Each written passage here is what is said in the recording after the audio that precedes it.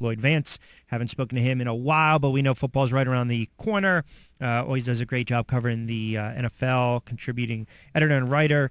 Also does some good stuff with the NFL Network. Kind enough to join us on a Friday. How you been, pal? I'm doing great, Q. It's been a pretty eventful summer, but it's time to start getting back to some football. Yes, absolutely. With training camp around the corner, I mean, we've got a boatload of news. Let's, I don't want to. We'll hold off on the Bell stuff. Let's get into the passing of Dennis Green. And I actually said during the monologue, you look at some of those Vikings teams. Green was a very good head coach. He also benefited from having some great talent around him. And I'm sure if someone had a moment or two with him, obviously prior to his passing, and asked him about that 98 season, that's probably the one that really sticks in his craw, because that Vikings team, they were a fascinating team to watch, because every single Sunday it looked like they were going to put up 35, 40 points. Yeah, he did a great job with that team, and that was part of the Lost Rings team that was part of the NFL Films piece that I had a part in, and they talked about how that team was just so explosive.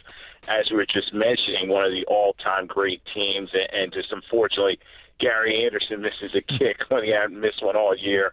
The Falcons go to the Super Bowl, and of course, noted underdog as they win against Denver Broncos, who crushed them. So it's a shame of his passing, a guy that was a fiery individual, but when you got him alone, he kind of was just, a father figure to a lot of those players that were on those Vikings teams and some of the old 49ers teams.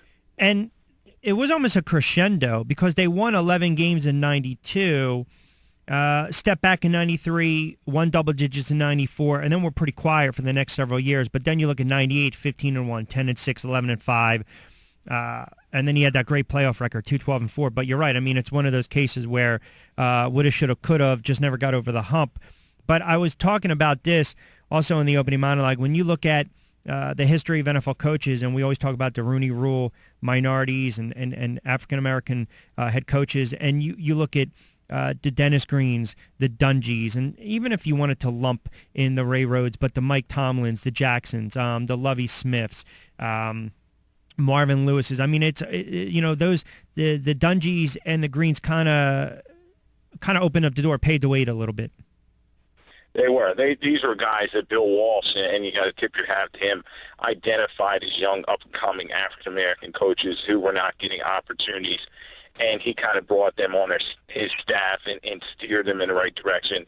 Denny Green did a nice job at Stanford, and they parlayed that into coming to NFL, and he gave Tony Dungy an opportunity to work on his staff. So, they're paving the way for a lot of the guys out there today. The Todd Bowleses of the world can definitely look to these guys and what they paved the road for them. So Denny Green, unfortunate passing, and he's a guy that's going to be missed, died too young.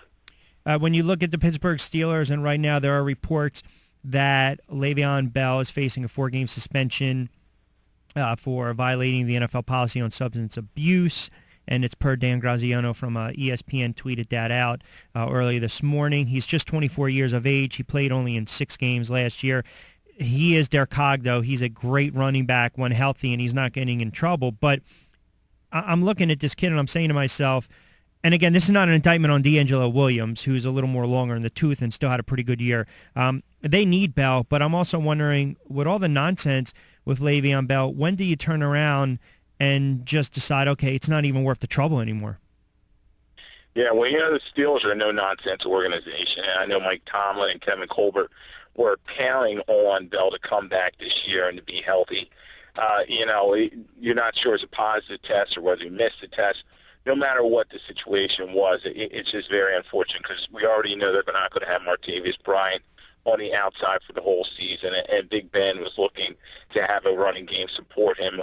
Williams, as you're saying, did a pretty good job by getting long in the tooth, and they really just don't have any backup running backs. You saw that in the playoff game loss where there's key fumbles reared their head. So it's a tough situation for the Steelers. I know Tomlin's the type of guy that's going to say, don't cry for me, and they're going to figure out a way to kind of get passes, but they need to have a running attack to help Big Ben out, because they don't want to throw as many passes as they have been the last couple seasons. Does it open up the door, and the timing is everything in life, but does it potentially open up the door for the Steelers to put in a call to Ray Rice? Wow. Well, it's funny because the other day somebody just asked me about him because he's saying that, he would donate a Sure. good portion of his salary to domestic violence, which would be a good thing. But, in the NFL, it just seems like once they turn it back on you, that's the way it goes. And, maybe they do try to give Bryce another chance, but he's probably far down on our list. I think right now they're going to go with the free agent type guys that they picked up, the rookies that are in camp, and to kind of see who they can turn up from there. We know the Steelers have done that in the past, just finding guys, diamonds in the rough, and they kind of become guys that are starters. Think of Willie Parker in the past, the guy that came in, undrafted free agent, and then he made him a Pro Bowler. It's a great point. It's fair to point out, though, you got knuckleheads like Hardy who get opportunities. See, the problem with Ray Rice is he's 30. He's a running back. There's wear and tear. His numbers went down, and I know different offensive schemes, and I know Flacco was on his back and threw picks that one year. And you look at his yards per carry, they went down. But Ray Rice will never get another. I don't believe he's ever going to get a shot in the NFL for one reason, because of that video. We already know the action and the behavior, but because you associate him with that video, and not to get too sidetracked, I mean, that's the reality. And you look at, he's done everything that you would really ask someone to do, and he's shown public remorse, private remorse. He's done everything that you would probably want someone to do in that situation, and it does look like his NFL career is not going to end on his terms. But again, you made your bed, you got to lie in it, so we can't forget that. I want to move on quickly with a couple more things. All right, as far as the Ryan Fitzpatrick situation, I was talking about this earlier in the week, and you would think that Fitzpatrick would have a little bit of leverage. I'm starting to really think now, and a couple of people that I spoke to that are pretty close to the Jets said this to me. They said, don't be surprised right now by next week if the Jets have just washed their hands of the whole situation and they are prepared to move on with Geno Smith. Again, the problem is with the Jets is that you have a lot of talent on that team. Like, the Jets can be a really good team. Now, are they 2 or 3 games better with Geno Smith, or 2 or 3 games worse with Geno Smith? I think that's the one question, but it does look as though the Jets are basically ready to wash their hands of Ryan Fitzpatrick and say, we gave you the money, we gave you the offer, we're not going to bend on it, we're not going to break on it, take it or leave it.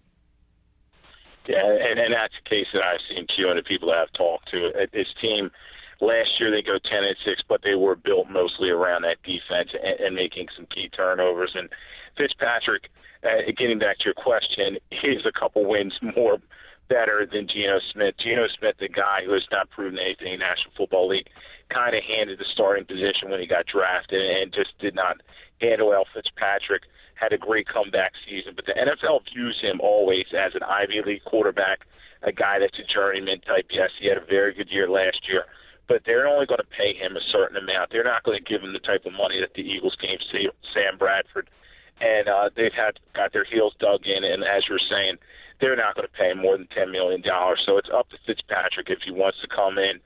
Some guys I know talked to him at a golf tournament recently, and he kind of was saying his heels are dug in, and this may end ugly and just have him on the sidelines waiting for somebody to get hurt. But, here's the thing. I'm sure the scouts, the NFL scouts of all the teams out there, probably they have film of every player, and they probably, I would say, I guarantee that they took a look at every single solitary time that Ryan Fitzpatrick dropped back to pass last year. They looked at every single solitary time he dropped back to pass. And if he was really in high demand, you would think another team would have signed him by now. I mean, think about that for a minute. You would think that he would have been offered something and he would agree to a deal already. And it's 6'2". They're typically looking at the guys that are 6'3", 6'4". They're not looking at guys that are 33. They're, quick release, drop back passers, boom, boom, boom. So I'm starting to believe that if he doesn't sign this contract with the Jets, yes, if a team loses a quarterback, I'm sure he's going to get a call. But now until the season, if he doesn't sign, I don't think he's getting signed at all. Yeah, I think he's going to be on the sidelines for quite some time. And Q, we know the NFL is a season that really never ends, and these teams have got their 90-man rosters all ready to go for next week when training camp starts. And it's unfortunate when you have guys on the street like a Fitzpatrick and they just can't seem to get a sniff. We know there are quarterbacks that he's better than, but it's circumstances. And he wants to be a starting quarterback. And, you know, he may have to end up taking backup money, but right now his heels are dug in. As you're saying, he just believes last year really is who he is, and it's going to be a situation where the Jets just aren't going to pay him. So, ugly situation, but I think he will get a chance. But as you were saying, and I said earlier, it's going to take an injury or something like that for him to get a chance. Let me ask you this, and then we'll talk a lot more about training camp going forward next week. I'd be remiss if I didn't ask you. I know the details are still a little sketchy. The allegation of domestic violence sought after against Cowboys running back Ezekiel Elliott. And again, from what I'm reading, they're saying the NFL will investigate this situation also. And I'm saying to myself, when someone says two and also, does that mean there's something else going on as well that maybe the Cowboys and or the NFL is not aware of? And again, if you don't have any information, I don't want to put you on the spot and we just randomly come up with something. But I'm just wondering. I'm waiting for. I guess I'm waiting for more details to come through in this regard. But I guess the question is whether this misconduct happened before or after the Cowboys took him in the draft. And I know it's a lousy thing to say, but that's the reality. Right, and as soon as I heard this break this morning, I started digging into the situation. And you're right, it was filed recently in Columbus, Ohio, where he went to college, and it seems to be his girlfriend that was during college and not after. And that's the key thing. Did the event happen while he was still undrafted by the National Football League? And, you know, it's not going to be a situation like Terrell Pryor where they went back to his college days to institute a suspension. Yes, the NFL is going to look at this and see if it's a factor in him coming to play in the league.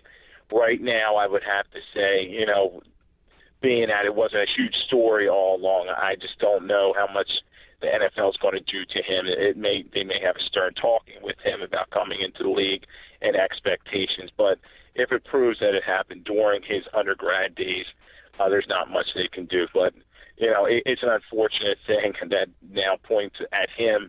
And this is the number one thing that the NFL is trying to get away from. As we talked about Ray Rice, what happened with Peterson, you know, that whole thing broke, and all of a sudden domestic violence is number one on their radar. Yeah, no, good stuff.